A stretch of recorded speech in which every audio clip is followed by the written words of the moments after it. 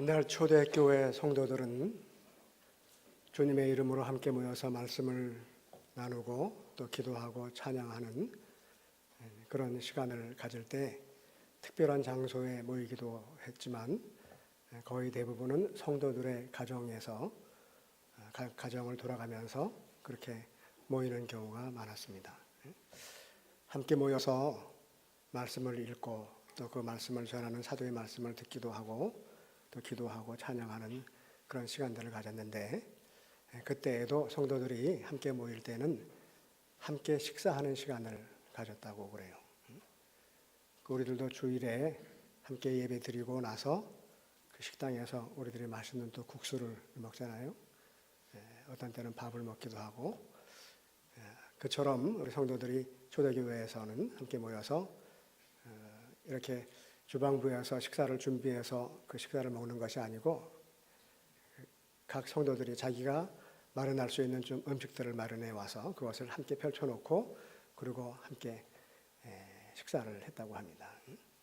그래서 그런 식사를 일컬어서 공동 식사라고 얘기를 하고 아가페 밀이라고 하는 그런 말을 쓰기도 했어요. 밀이라고 하는 것은 식사를 얘기를 하고 아가페는 하나님께서 우리들에게 베푸신 그 사랑을 말하죠. 그러니까 사랑의 식사, 사랑의 공동 식사 그런 얘기인데, 또 다른 말로는 또 애찬이라고 하는 그런 말로 사용을 하기도 했어요.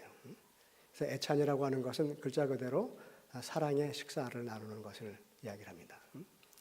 그래서 함께 주님의 사랑을 가지고서 함께 모여서 식사를 하는데, 그 식사를 할 때 가난한 사람들과 부자들, 성도들 가운데는 여러 가지 부류의 사람들이 있었을 터이니까 가난한 사람도 있고 부유한 사람들도 있고 또 남자도 있고 여자도 있고 어른도 있고 어린아이들도 있고 그랬을 텐데, 이 고린도 교회에서는 특별히 성도들이 식사를 할 때 끼리끼리 모여서 식사를 하는 그런 일들이 많이 있었다고 합니다. 그러니까 가난한 사람들은 자기들끼리 모여서 또 식사를 할 수밖에 없고, 부유한 사람들은 또 부유한 사람들 나름대로 또 자리를 마련해서 식사를 하는데 서로 섞이지를 못했다는 거예요. 그러니까 편을 나누는 거죠. 그리고 또 더 심각한 것은 그렇게 그냥 어떤 계층의 차등을 두는 것뿐만이 아니라 파당을 이루고 파벌을 이루고 서로 반목하고 질시하는 그런 가운데 식사를 나누기도 했다는 거죠. 그래서 고린도 교회에는 4가지 분파가 있었다 그러죠. 바울파, 아볼로파 하는 그런 파당이 있었다 그러잖아요. 그래서 함께 식사를 하는 가운데 참 주님의 사랑을 감사하고 기뻐하면서 사랑의 식사를 하지 아니하고 서로 간에 상처가 되는 그런 식사를 했다고 하는 겁니다. 근데 심지어는 식사를 할 때 어떤 경우에는 주인의 집에서 일하고 그 하인들이 조금 늦게 오는 경우가 있대요. 그럴 때 함께 식사를 하는 사람들이 그 늦게 오는 사람들을 기다리지 않고 그냥 자기들끼리 먹어치운다는 거예요. 그러니까 늦게 오는 사람들은 함께 식사에 참여할 수 없었고, 근데 그 당시에 이제 가난한 우리 성도들 가운데는 이 함께 모여서 말씀을 나누고 기도하고 찬양하는 이 모임을 굉장히 기다렸어요. 하나님께서 주시는 은혜를 사모하는 마음으로 기다리는 것뿐만이 아니라 그 모임에 가면 이제 좋은 식사를 할 수 있기 때문에 그 날을 기다렸다는 거예요. 그래가지고 기다리고 기대하다가 가면, 조금 늦게 가면 이제 식사의 자리가 다 파하고 다 치워버리는 그런 일도 있었다는 거죠. 그러니까 그런 모습을 보면서 사도 바울이 안타까운 마음으로 당시 고린도 교회 성도들의 그런 모습을 책망하는 말씀이 오늘 우리가 읽은 말씀 그 앞에 17절 이하에 기록이 되어 있어요. 그래서 사도 바울은 17절 말씀을 보면 내가 명하는 이 일에 너희를 칭찬하지 아니하나니 이는 너희의 모임이 유익이 못되고 도리어 해로움이라. 너희들이 그렇게 모여서 함께 사랑의 식사를 한다고 하지만 그것이 전혀 성도들에게 유익이 되지 못하고 오히려 아픔이 되고 상처가 될 뿐이다. 너희들이 왜 그렇게 하느냐? 그러면서 또 뒤에 보면 22절 말씀을 보면 너희가 먹고 마실 집이 없느냐? 너희가 하나님의 교회를 업신여기고 빈궁한 자들을 부끄럽게 하느냐? 너희들이 먹고 마실 데가 없어서 여기 와서 그렇게 하느냐 말이야. 그런 책망을 하고 있어요. 그러면서 33절, 34절을 보면 그런즉 내 형제들아 먹으러 모일 때에 서로 기다리라. 만일 누구든지 시장하거든 집에서 먹을지니. 너희들이 늦게 오는 성도들을 기다리지 못하고 배가 고파서 그렇게 먹어버릴 만큼 그렇게 그 시장을 하거든 미리 가서 먹고 미리 집에서 먹고 오지. 왜 함께 기다리지 못하고 그런 모습을 보이면서 성도들에게 아픔을 주느냐 하는 그런 책망을 하셨어요. 오늘 우리들이 읽은 말씀 그 위에 17절부터 해서 34절까지의 말씀은 이제 주님의 이름으로 함께 모여서 식사를 하는 그 만찬, 주의 만찬에 관한 말씀이긴 하지만 그러나 이렇게 함께 했던 그 사랑의 식사가 이것이 꼭 성찬식을 의미하는 것은 아니에요.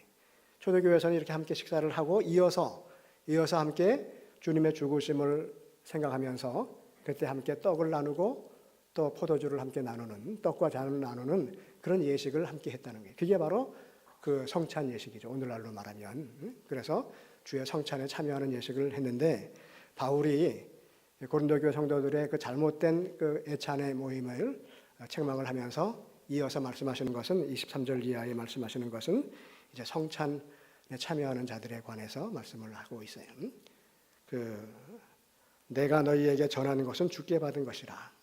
내가 너희에게 전하는 이 말씀은 이 성찬 예식에 대한 이 말씀은 내가 만들어서 하자라고 하는 것이 아니라 주님께서 전하신 것이고 정하신 것이고 그리고 우리들에게 명령하신 것이라는 거예요. 주님께서 십자가에 달리시기 전에 제자들과 마지막 만찬을 하셨을 때 6월절 식사를 하셨을 때 그때 주님께서 식사하시면서 떡을 들어서 그 떡에 축사하시고 그리고 그 떡을 떼어서 제자들에게 나누어 주시면서 이것은 내 몸이니 너희를 위해서 찢기고 상한 내 몸이니 너희들이 먹으라. 그래서 이 떡을 먹을 때마다 나를 기념하라. 그렇게 말씀하시고 또 잔을 들어서 축사하시고서는 이 잔은 너희를 위해서 흘리는 내 피인데 너희와 맺은 새로운 언약의 피라. 너희들이 이 잔을 마실 때마다 나를 기념하라. 그렇게 말씀하셨다는 거예요. 그래서 주님께서 하신 그 명령에 따라서 너희들도 떡을 떼고 함께 잔을 나누는 그런 성찬의 예식을 가져라 하는 말씀이에요. 그런데 우리들의 성찬에 참여하면서 떡을 함께 나누고 잔을 나눌 때 십자가에 달리셔서 몸을 찢기신 주님을 기념하고 피를 흘리신 주님을 기념하라 하는 그런 말씀이에요. 근데 기념하라라고 하는 말은 헬라어 의미에 따르면 회상하라, 기억하라라고 하는 그런 의미가 있어요.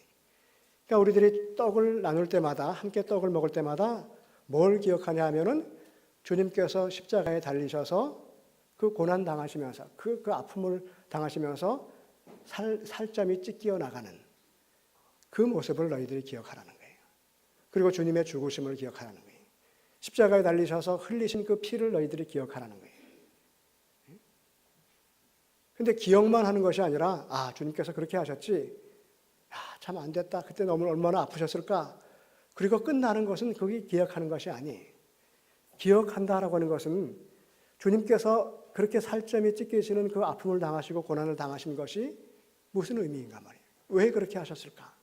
왜 주님이 십자가에 달리셔서 그 고난을 당하시면서 죽으셔야만 했을까?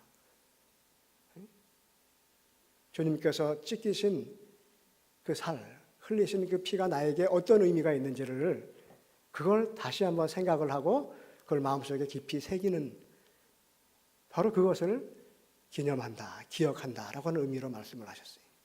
그러니까 우리들이 주의 성찬에 참여하면서 주님의 죽으심을 다시 기억하는 그런 시간을 갖습니다.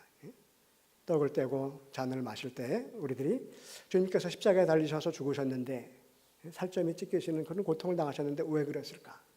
그것이 나와는 어떤 관계가 있는가 하는 것을 생각을 해보아야 한다는 거죠. 다시 말하면 주님의 죽으심을 기억한다고 하는 것은 주님의 죽으심에 참여한다고 하는 거예요. 성찬에 참여한다고 하는 것은 오늘 이 짧은 시간 동안 우리들이 떡과 잔을 마시고 함께 나누는 이 예식으로 끝나는 것이 아니라 성찬을 함께 한 자들로서 주님의 살과 피를 함께 먹고 마시는 자들로서 우리들이 세상 속에서 살아가면서 주님께서 십자가에 달리셨던 그 고통과 그 아픔과 죽음을 우리들도 함께 나누고 그런 그 경험을 할 수 있어야 된다는 거죠. 주님처럼 우리들도 이유 없이 죄가 없지만 억울하게 죽는 그런 고난을 당하는 경험들을 해야 된다는 거예요. 나는 잘못한 게 없음에도 불구하고 다른 사람들에게 내가 조롱을 받고 멸시를 당하는 그런 아픔들, 그래서 마치 피를 흘리는 것과 같은 그런 아픔을 내가 직접 경험할 수 있어야 된다는 거죠. 일부러 찾아다니면서 그런 아픔을 경험하려고 하진 않아도 우리들이 살아가면서 다른 사람들과의 관계에서 그런 아픔들을 당할 때가 있어요. 그럴 때 거기에 대해서 내 감정을 앞세우고 내가 시시비비를 가리고 그러면서 서로 맞대응해서 서로 다투고 싸우고 불화를 만들어 가기보다는 주님께서 죄가 없으심에도 불구하고 그 고난을 당하시고 그 살을 찢기시고 피를 흘리신 것처럼 주의 성찬에 참여한 우리들도 똑같이 억울한 일들, 손해보는 일들, 내가 이유 없이 죽어야지만 되는 그런 경험들을 할 수 있어야 된다는 거예요. 그 경험들을 함께 우리들의 일상생활 속에서 해나가는 것이 그게 주의 성찬에 참여하는 거예요. 그렇게 함으로 말미암아 주님께서 우리들에게 주신 이 성찬에 관한 이 말씀들을 주님이 재림하실 때까지 우리가 전하는 것이라는 거예요. 그래서 26절에 보면 너희가 이 떡을 먹으며 이 잔을 마실 때마다 주의 죽으심을 그가 오실 때까지 전하는 것이니라.